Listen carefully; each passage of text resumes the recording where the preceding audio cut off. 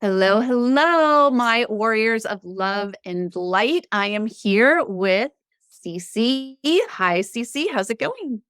Hi, it's going good. I'm so glad to be on here with you and just chat about some of the things that we've both have experienced. And yeah, I just can't wait to get into it with you. Yeah, it's kind of cool. Everybody should know that this is the first time we're meeting. So Cece came off of a referral from a friend who I really trust, and she was like, "You need to talk to her." And I just trust that this is a conversation that we need to have. And I love that setup because I want this podcast to be just like we were sitting down for coffee or tea and hmm being like, oh, wow, that happened to me. And let's explore it. So that is the setup here. And Cece is going to share in her own words, but the connection that we both have is we both have experience growing up in a cult. Very different types of cults, but I'm sure there's going to be a lot of similarities that we explore. So, for the listeners who haven't heard my story, I grew up in a neo spiritual, like new age cult in Southern Oregon. I was there from age 9 until age 21.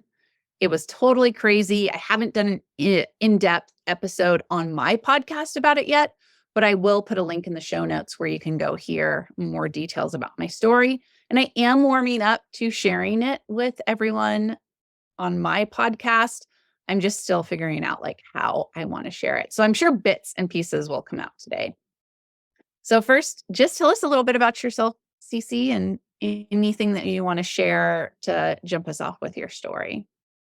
Okay, yeah. So I think I'll just start with I was born to my mom and dad who were originally like high school sweethearts. They didn't fall in love before marriage. They were still a placement like marriage as all the marriages in this cult where it's the FLDS cult. I'm sure many of you have like heard of it. It's become more and more popular over the past few years as far as like people speaking out about what's happening and did happen to them. And so my mom and dad did grow up together.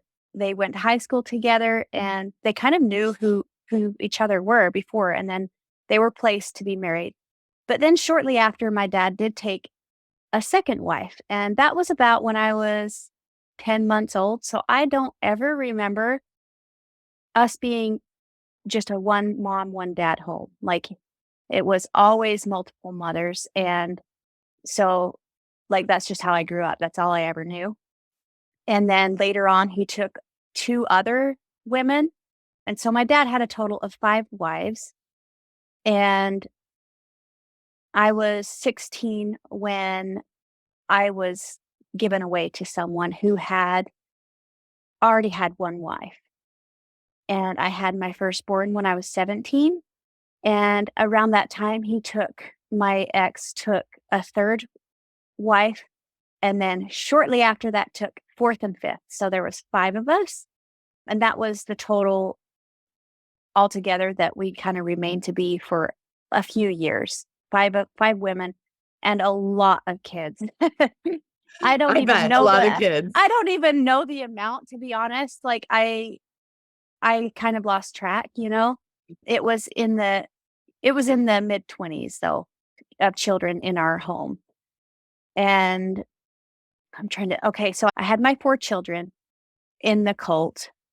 And then around 2012, revelations started to come out about a lot of the members, like sending them away for all these just insanely like crazy accusations, things that people never did or ever felt like they had done. And they were just like sending moms and dads away, just getting them away from their children. You leave your children, you go. And so my ex and all of the other women were sent to go, and I stayed behind with my kids, and they also left all of their children. With you. So you had 20 some children that you're taking care Well, so a couple of them actually found placements for their children, like with their families or whatever, but I did have about half of them for a while. of. Okay. Oh my So gosh. I have so many questions. As you can imagine. So many questions. I think what I want to start with is You were born into this culture, essentially. Yes. Yes. At what point did you feel like something was wrong?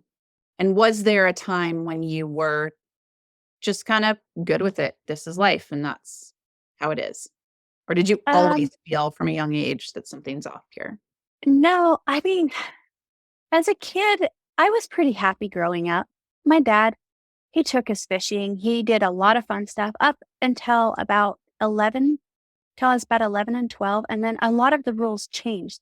Fathers weren't able to just be a daddy. And like they even told us to quit calling our dads dad. Like you could, they changed the whole dynamic of a family. And so instead of having this fun childhood where we went fishing, camping, he even took us to like rodeos and events that were local. And we had like a great upbringing up until about 11 or 12 years old. And then everything shifted. And that was when the leaders changed. I hesitate even saying his name. And I I don't don't say think the he, names of yeah, I don't really think he deserves like me to speak his name. But the leader's dad had died. And that's when this leader, the son, took over and literally changed everything. Way, way, way stricter rules, changed, like I said, the dynamic of a family. Fathers were now literally just a father. They weren't a daddy. You didn't have that connection anymore. They were just a ruler, really, you know? And so that was the first time questions started to arise was around, I want to say that time, but really, really a lot around 14, 15 years old. I started to do some things that would have essentially gotten me kicked out. And so, like going out with boys in the night, I one time got drunk. I didn't even know what I was really messing with. Like, I didn't know alcohols or like really how they affected you until I was completely wasted one time with this boy that I have no idea where he got it from. But it was after that that I was like, well, that was a little scary for me. I was completely out of control. Like anything could have happened. I was able to get home safe. But my parents, I think that's when they found out I was doing these things. They probably could smell it on me. And like the way I acted was very different. And so I got into some really big trouble with them. Like my dad told me at this point, if you don't, straighten up and stop trying to sneak out and do anything with these boys, you are going to be removed and you'll have to be out on your own. And I was like, wait, I'm only 14, 15 years old. I don't want to be father and motherless. Like that scared me. And so I started to like rein it back in at that point and was like, okay, I'll do whatever you say. And that's kind of when I just accepted that, I think, where I was like, okay, like this is life. If I don't want to be out on my own, I have to conform and do everything they tell me to. And then I got married when I was 16. So, Did you know so where I grew up, the cult that I grew up in, we believed that we were special and different than everybody else. Did you have that same like, did you know that there was this other way of living and you yes, didn't live that way because you were, like, spiritually chosen or something? yes, that was very much taught that we were the normal ones and they were the weird ones. The people Mm, not in the community were the, they literally like were called the different ones. We're normal, they're different. like everybody Um, else in the world has lost their mind and yeah, yeah, still exactly. close to Yeah, God and know what to do. yeah, yeah. Like we had found the true way and we were living the true way and everyone else was wrong. And so, yes, that was definitely taught from a very young age. And is the, like, multiple wives and lots of children is the idea to have more children? Is that the point? Or what is the I philosophy behind it? Do you know? I really don't, but I think that's a big part of it is in some of their scripture that they study, it's taught that it's our mission or whatever to multiply and replenish the earth. Somewhere in the scripture, I remember that was taught a lot. And so, yeah, like I think that was their way of following through, but there that's wild to me. Yeah, yeah. I It's would not like to try to understand what the philosophy is and what the concept is, what drives everyone. But it does get difficult because often really what you're dealing with is someone in leadership who's mentally ill. and I think that's, to be honest, what it really came down to there at the end. Like, I think that before the last leader, the one that's now in prison, I think before him, the people really did try to like live honest lives and just do the best they could, even though they did have more than one wife. I really do think that they were trying to just do the best they could with what they had. But then it's like when he took over, it became more about him, his rules, it was him. Everyone had a great big picture of him on their wall. I'm talking life size or bigger. And he kind of became a god in everyone's minds. Like he was just this big character that everyone pretty much prayed to. Mm. And And was you could he Oh, go ahead. I was going to say you could only like receive revelation or inspiration through him. Right. That's what I God was didn't speak to you. Yeah. gonna ask. Was he was the gatekeeper to God. Yes, absolutely. You couldn't get to God unless it was through him.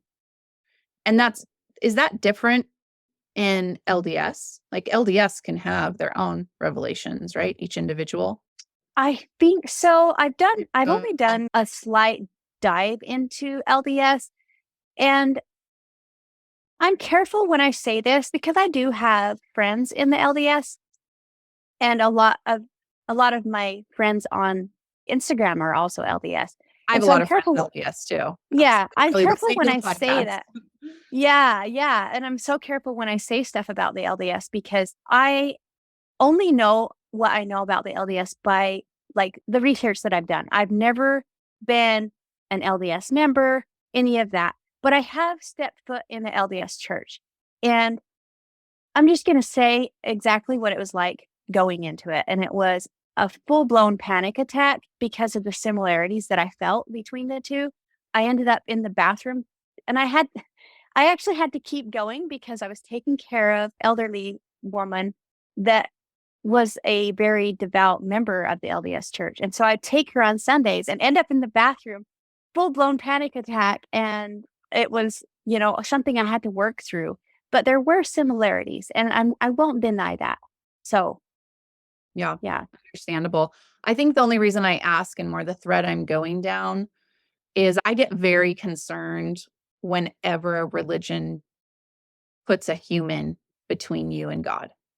The absolutely. same thing that happened in my spiritual community.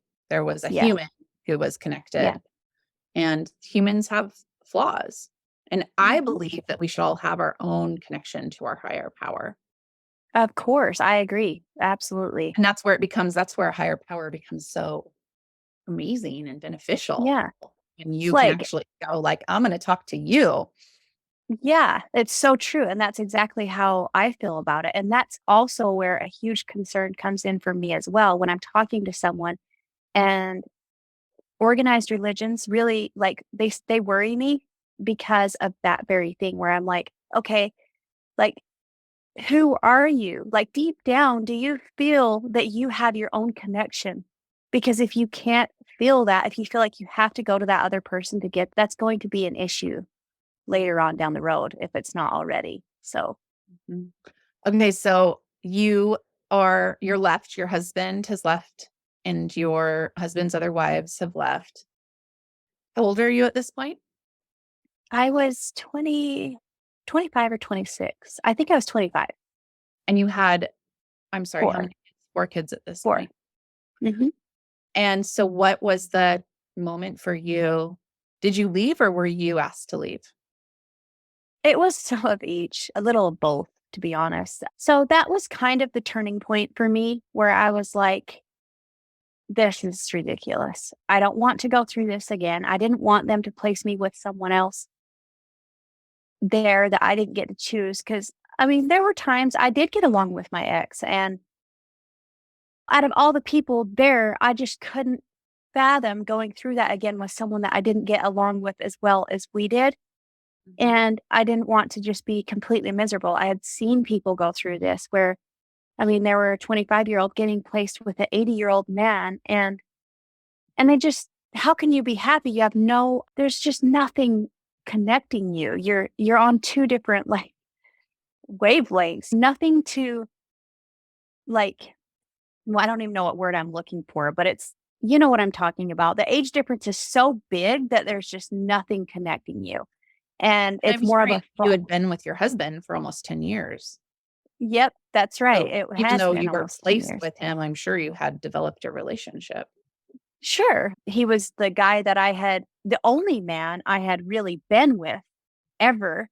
And so, like, obviously, I had made it work. Like, Mhm. there was a certain amount of appreciation. I don't ever feel like I was in love with him, but there was a certain level of appreciation for this person I had children with. And I just didn't want to go through that again without being able to pick my person. And Mhm. so that's when I was just like, this isn't going to work for me. Mhm. And at that point, I started to secretly go out with someone, and he was in the cult too. So Mm. we were sneaking around. I was an adult, but I still had to sneak because if anyone caught us, that we were done. Like we would have to go. And we just weren't ready. We weren't at a point in our lives where we wanted to say goodbye to our families and our everything. Like I just wasn't ready. And so we did that for a while. I want to say at least 6 to 8 months. And And what about money? Was money a concern? Like if you both did say, okay, we're going to leave, we're going to do this. Did you have any kind of financial situation or were you completely without any finances? at this time, I had rebelled just a tiny bit and went and got myself a job. And so I had saved up, I had a pretty big chunk in my savings account for a while till my dad found out. And then he asked me to like spend some on some things that he was trying to do. And so after my ex got told to leave, I moved into my dad's house. And he was supposed to be over me and my kids and watch out for us. But I didn't really need him to. I had a job, I had a vehicle. The only thing I really probably needed was help with my kids when I was working. And that was where I met this guy that we were sneaking out with, that I was sneaking out with, was at this job. So we both had money. He was making great money. And the concern really was losing our families, not having any like support that way. And I knew if I had to go, I would also lose this job because it was within the cult too. So Mhm, mhm. there's just so much loss at stake, you know? Yeah, and you have 4 kids, so also Mhm. either Think taking the about, or having to leave them yeah, behind. There's so yeah, much. And I'm curious how you feel about this. I know for me, the outside world was really scary, of course. Yeah, absolutely. right? I actually had a moment where I left for 2 years and then came back Mhm. because those 2 years were so messed up. And it was like, "You So guys were scary. right." So, "Wow, they are Yeah. weird out there. I wanna come back to this place." So was there also a Oh, sense of that, like, fear yeah, of I going was out in the world? mortified. Yeah, they teach you that everyone out here is just out to get you and hurt you. And I mean, they even went as far as telling the teenagers, if you leave, you'll just become a drug addict and live on the street. I They mean, told me the same thing. They totally yeah, told me the same thing. Pregnant, they they would, said I would be pregnant with AIDS and a drug addict yeah, if I even went to public school. The that's tactics are so, similar. they have to get you to like want to stay there for some reason. And if it's a fear mongering way, then they'll do that. They don't care. They just want the people to stay. Otherwise, they don't have any power. So, Mhm. Was there also a element of labor trafficking happening? oh, of course, absolutely. If I'm understanding your question, actually, can you like Yeah, indulge a so little on that? so in my situation, I was required to work from a very young age, not for money, Mhm. just for keep, but my mom was sent out into the world to work, and then she had to tithe a big portion of whatever she made. So I consider that both of those labor trafficking. Yes, so absolutely. Around that time, the 12-year mark, what I was telling you when I was 12 is when everything really started to change in that way. They told the parents get rid of all the toys. Nothing, you can't have anything that brings distraction, pleasure, anything like that. Everything is for a purpose. So the kids work, do jobs, have chores, and the men would go out and work for weeks on end and turn in every dime they made. And that's where I was telling you earlier, I feel like the men are just as much. I don't really like to use the word victim because I really don't think we're victims, especially if we're out and thriving. But the reality of it is, at some point, we kind of were. So the men would go out, work, work, work, turn in all of their money. And yeah, so definitely some serious, like, labor, or did you call it labor abuse? Labor trafficking. I think Okay, it's yeah. important for people to understand that that's often what happens in these spiritually abusive communities, Mhm, because they can either attract millionaire billionaires mhm. and they will give all their money to God, or yeah, how great is that a financial situation if you've got hundreds of people working and giving you all their money. Yeah, And I think it's just important to think about that, especially if anybody's listening who is involved in a spiritual community and you're going like starting to connect some dots. You can think that you're free. You might not even live there. You might have your own house.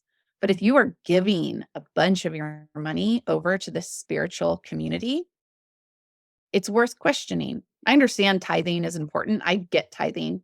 I tithe in my own way as well. And that's what's tricky about spiritual communities. They can be beautiful and they can be so helpful. We need it, right? We need spiritual connection, absolutely.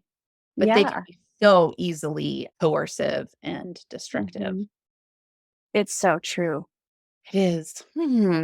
Yes. And I feel similar about my mom. She's not alive anymore, but she brought me to the cult. But I can't really Mhm. blame her because she was a victim as well. Yeah.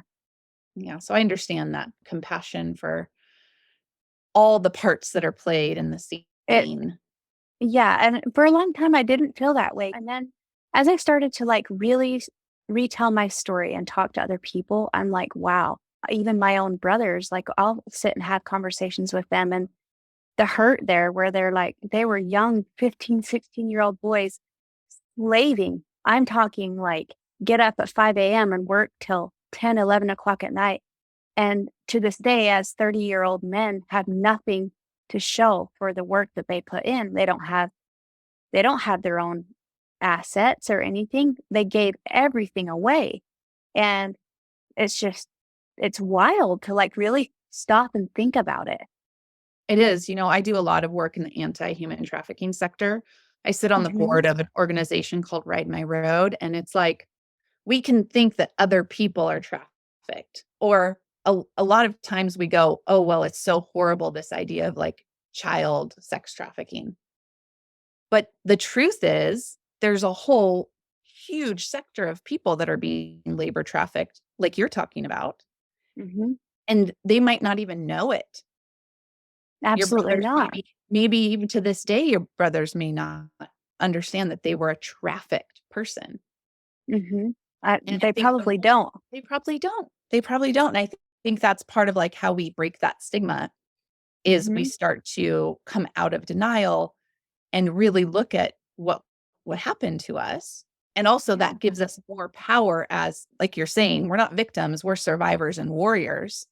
Mhm. And what was done to us is illegal, and we are starting to have a better system around bringing justice. But you kind of have to know what happened to you so that you then Right. can go get a lawyer and do the things. And I'm no one to speak, like I certainly haven't done that with my abusers for many many reasons, but I think the more I wake up to, oh wait a minute, I was trafficked, I was this, like, this is illegal, you can't do this, Yeah. gives me a Yeah. lot more power. It's so true though. And I think the first step to healing is acknowledging that you were even hurt. Right.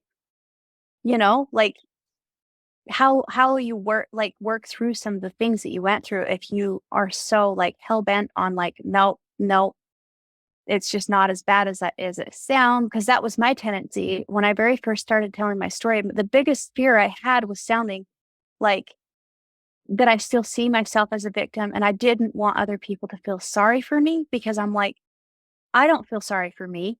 I don't want other people to feel sorry for me. I want them to look at it and be like, okay, she came out of that, so can I. Mhm. That's really what it comes down to. But I agree. I agree. Okay, so tell us more about the great escape. I have to say that. I escaped, but it's true that it wasn't really an escape. It's kind of a mixture between like it you don't is. belong here anymore and Yeah, yeah. Like I never looked at my own like leaving as an escape. I was stopped once, so I tried to leave. After everyone started to kind of find out that I was having a secret like relationship with this guy, I I had to go face, my dad and the bishop at the time had to go through like some really in-depth questioning about like how far into this relationship I was. And that of its own is like it was a lot to try to like get through. A lot of the questions and stuff they asked was absolutely none of their business. And I answered honestly at the time because I thought I had to, but that's what it came down to. Okay, well, you can't shop at the storehouse anymore. You're unworthy. You have to move out of your dad's house, or everyone around you will become what they call non members and can't shop at the storehouse either. And so, like, I was basically a rotten apple in and the the home. storehouse is like where people got their groceries and their supplies. Right. So basically, what everyone would do is turn their money in. They would get supplies, put it in the storehouse, and then you shopped and got what you needed for your family at the storehouse. If they had it, sometimes they didn't have it. A lot of times, families were kind of going hungry. And so just think of like everything under the sun. If they could keep it from you, they did. So anyway, it was at this point where I was like, okay, I can't live at my dad's house. I loaded up my kids and all of our stuff that I could fit in our vehicle. And I was going to go get an apartment that was about an hour away from where the cult community was. And randomly, my dad shows up and he's like, no, absolutely not. And he starts moving all my stuff back into the house. He's like, you're not doing this. For one, you can't take your kids with you. Two, like you need to stay in the community, even though you're a non-member, you need to find a place here to go move into. And I fought him on that. I really didn't want to go just move into a house with a bunch of ladies and their kids. And it just sounded like a nightmare. I didn't want to go through it. So a while later, he came back and he was like, how bad do you want that little apartment? And I was like, I want to live there. I want to move there. So he had my brothers help me move. He's like, okay, because you need to get out of my house. You can't stay here anymore. So we'll just help you get out. But you still have to check in every day, call the bishop's office, check in with me. All there, it was like I was still there, but I was not living there. And so I did. That's what I did. I left, went and moved into this little apartment with my kids and continued to secretly see this guy. And we got pregnant with my fifth child. And that's when my world really just came crumbling down. I I called my parents. I don't think I actually told them I was pregnant. My mom just knew. Mom just knew. But they came and got my kids. I knew I couldn't take care of them because the cult leaders at this point were like, don't come back into the community, cut off all contact with your family. You can't work at this job anymore. And I was mortified. Like, okay, what am I supposed to do with my kids if I don't have the support of my family and I can't work? And here I am pregnant. So that's when everything was just like, I have to make a choice. What's the safest route to go? Are my kids safer with my parents or are they safer with me with the the risk of not being able to support them. And it was a good thing that they went back, as much as that's the part of my story that still breaks me a little. Yeah, I can only imagine.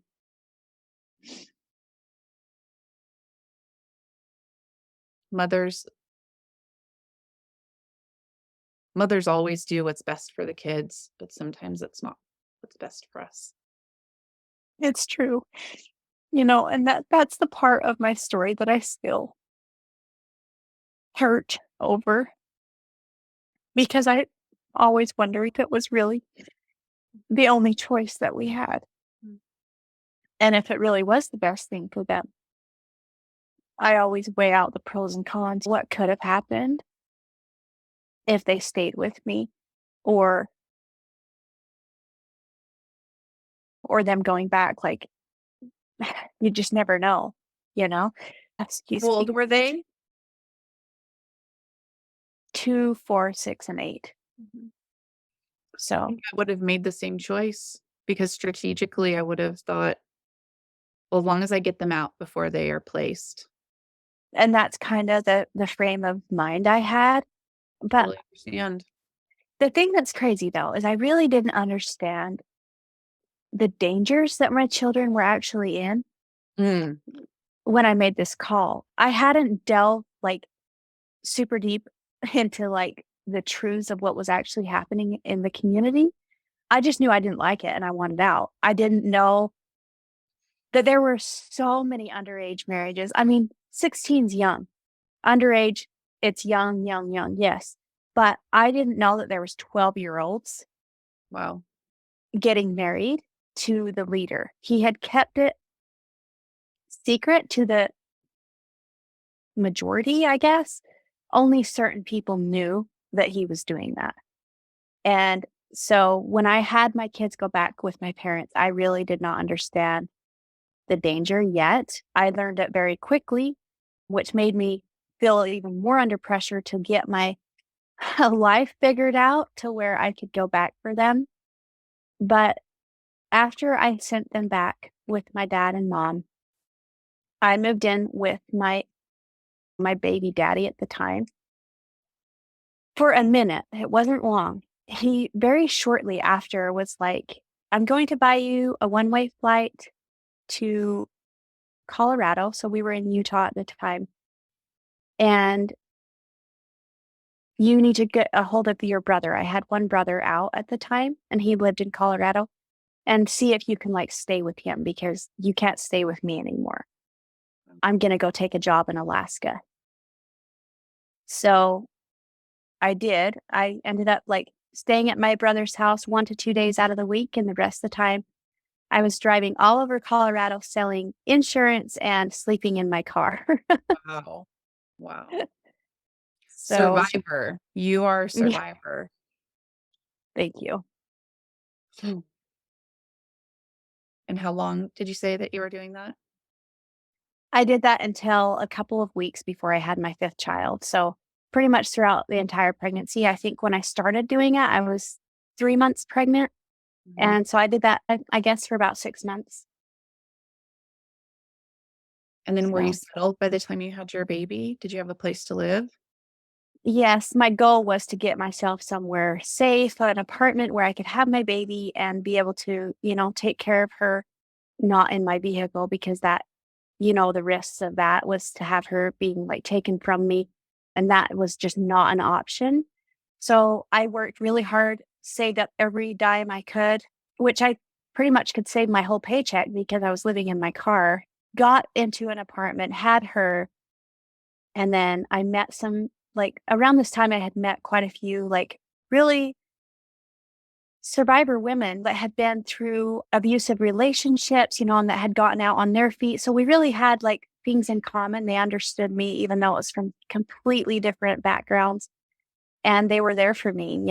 And one of them one day was like, "Hey, I have something to show you. You need to come to my house. Let's have, like, a girls' night." And so I went over there and she showed me literally everything you can find on the internet about FLDS.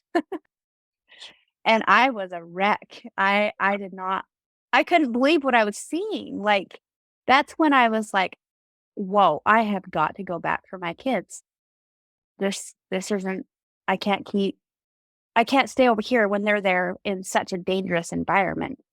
And So that's when up I until found this out. point, it was mostly just like you didn't like it there and you Yeah, I didn't didn't like it be there. there, but Mhm. you kind of were like, "Oh, it's probably not that bad." Yeah, well, I was like, I didn't agree with the polygamy part ever. Like, even after like, right after I left, I was like, "I am not sharing the person I'm with. End of Mhm. story, that's not even an option." And so that part, I was like, didn't want my kids to grow up in it because I didn't agree with it. But when I realized it was so much further beyond that, then I was like, "It's my kids that are in danger right now." Mhm. So, yeah, So how did you get them out? Was that a really difficult process? it Was was there it any was legal implications that it was a huge process. I had to move back to Utah because that's where my kids were. The lawyers I was working with figured it would be easier if I was residing in the same state as them because then I could have the same laws. When you're trying to like have one state laws where you live and it's just a whole thing. So I had to move, which I did. I moved and we just like worked together to build this case trying to basically make it so when we went in to get them, there was no way they could say no. And that's that's very smart, exactly what we did. Yeah, that's very exactly what we smart of you. did. Um, Around the time I moved, though, I found out my daughter was not with my boys anymore. Mhm. So it was basically two completely different cases that I had to work through. Fought for them, got them, fought for her, got her. So it was at least a year. Wow. Yeah. Thank God you got them. I know. It's I just I can't be more grateful for the way it all played out for us as a family because I see there's mothers out right now that have been fighting for their children for years. And I don't mean a year or two. I'm talking like 8, 10 years. And you And would they think still that it would be very obvious. Like children should not be in a cult. And why don't we have legislation that protects that? I mean, that's a that's cause worth fighting for. That like makes my blood boil. I know. Isn't that so crazy though? Because I feel like a lot of the authorities and people around the area where these cult communities are so familiar with the lifestyle that these people live that they don't see it as danger. Mm. Wow. You know, like there was police and officers and everyone living right in the community that know about it and they just I don't know. It's like unless they have It hard not proof. is it not illegal in Utah to marry someone under 18? I'm not even sure to be honest. That's where I go. I'm like, isn't that illegal? How could they be protected from that and allowed to marry? I think there is. I'm gonna have to ask my friend who's really involved in child sex trafficking. I think this might be part of the problem. And one of the things we're fighting right now is that the laws have not caught up with this and that it is legal in some states to take a child bride. And not I just, think so too. And well, a big part of it is these cult members are so good at hiding what they do that there's no hard evidence to prove that you were ever married to someone so much older. They could literally be like, "No, we weren't," especially if you didn't have a kid together. wow, Like, "We weren't together." Like, there's ways to hide it, and you're not legally married, so there's no legal binding documents, like, proving that you were with this person so much younger than you, wow. and I don't know if they have this in Utah, but in Oregon, we have trafficking first response teams. And mhm. so as a victim, you can go and get a consult with someone who will help you look at your whole situation and what you can do legally. And I would just encourage anybody who's going through this in your state, see if there is a human trafficking coalition, because that being able to label it as trafficking gets you a little more support than It's true. labeling it Mhm. as I was in a cult. Because I know personally, when I went to a lawyer about being in a cult, they were like, "You don't have a case. There's nothing, like It nothing." yeah. Yeah, it's like because spiritual abuse doesn't have anything tangible. You can't show them, like, what happened to you. All you're all you can go off of is what you experienced, and there's nothing tangible. Yeah. So I think like as a survivor, us learning the language that's going to get us the legal attention is really Mhm. important. That is so true. Yep, you're right, and the trafficking part didn't really dawn on me until very recently, actually, probably January of this year when I was like, "Wait, this is human trafficking." And it was when I realized that they have been taking children, from the cult. If they feel like a parent is about to come and get them, they hide these children in vehicles, trailers, anything they can to get them out of the community without anyone knowing to another place that's hidden. Well, And this recently happened, and the man that was driving the truck got caught. I think that you may have seen a little on the news about it, but there was several underage girls in a trailer going long distance over many state borders to hide, and it just really makes me wonder how many times that's happened and they've gotten away with it. wow. So Yeah. it is essentially human trafficking. It is. It is. Yeah. I'm very inspired by this conversation to just learn more about this aspect of human trafficking, and any resources I find, I'll put in the show notes to just help anyone who's in a similar situation learn about Yes. this. And for those of us that are advocates to learn about it. Wow. I'm a little blown away. So you got your kids and you're all together now, Mhm. except Yep, for you're so grown, who's out of the yeah, house. except my adult daughter who recently just moved out on her own. But yes, very much still in our lives. And um so I got my kids back and about 2.5, 3 years later, met my now husband, and we got married and now have a little girl together. Oh, wow. So we have 6 kiddos all together, and yeah, it's honestly, I never even thought for a second that my life would be as whole as it is right now. When I left and it was just in shambles and I felt so broken, and this just didn't even seem like a possibility. And the fact that it is my reality is it literally blows my mind every day. Like I just look at it and I'm like, the length that we have all come, me and my kids, and just grown and healed and like been together through all of this is it's just wild to me sometimes. I have a hard time wrapping my mind around it.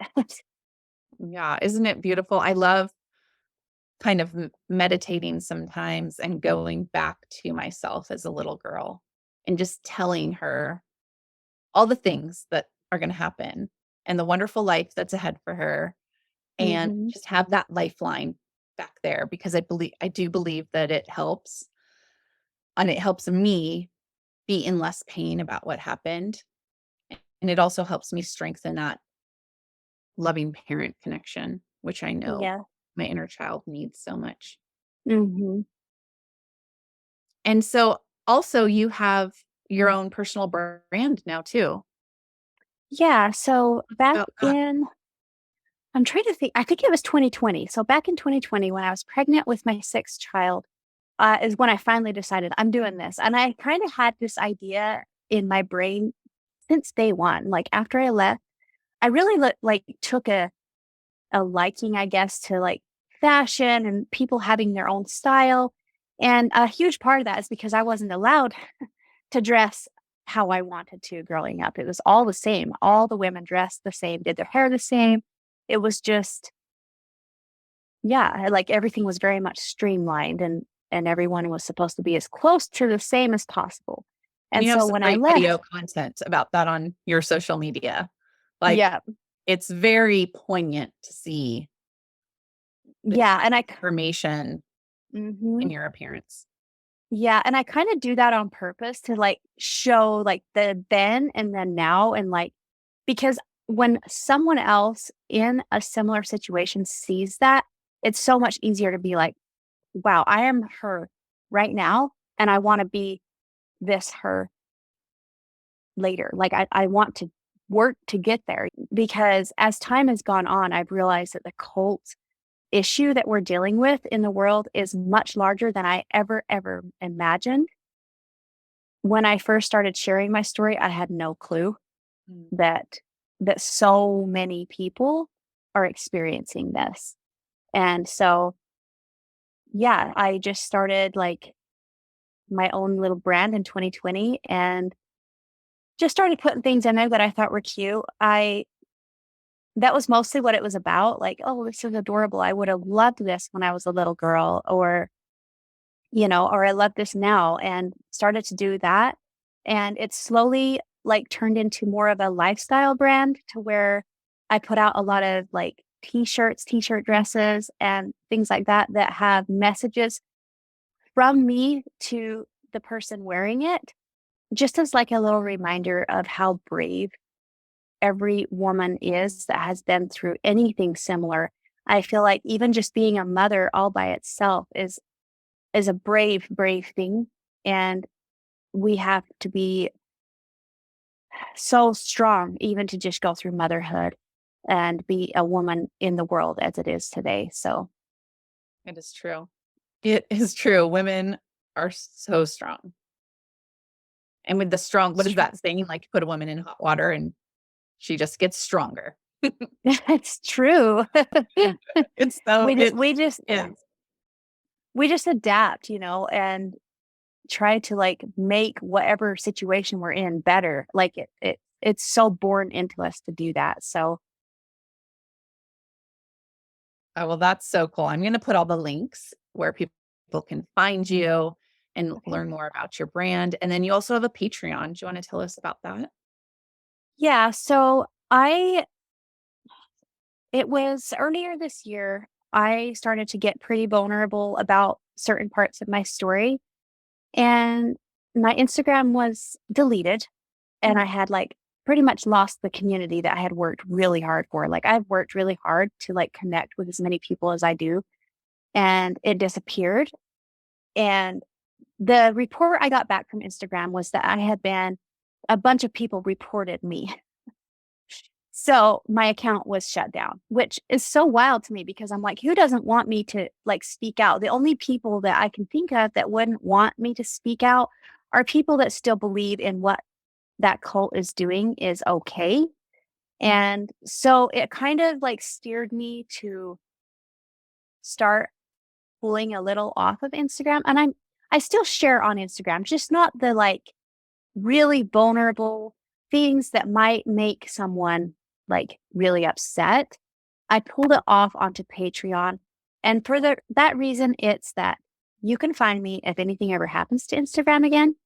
And also to it gives me the chance to just be vulnerable, to just talk and express my like how it was for me and tell my story in a way that's just real and raw without feeling like I'm going to get shut down for it. And that's the biggest reason I started the Patreon. So, That's fabulous. I also think it's just so important. Community. Community is so important. yes. Heal together, and you need to surround yourself with people who are also on a healing journey if you're on a healing journey so Mhm. that you can be lifted. And I highly recommend anyone healing from abuse to find a community that's right for them. I have a community. I belong to a great community called Adult Child. It's a podcast called Adult Child, and she also has a community because not everyone understands what it's like. Yep. And if you try to heal with people who don't understand, I don't think it's going to happen as well or as Yeah. fast. In my opinion, you It's need very like true. your higher power and you need a community of other survivors. It's very That is the true, magic sauce.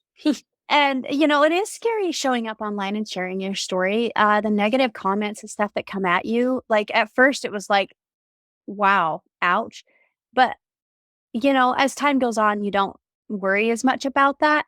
But the thing that a Patreon community has done for me is I don't get those comments.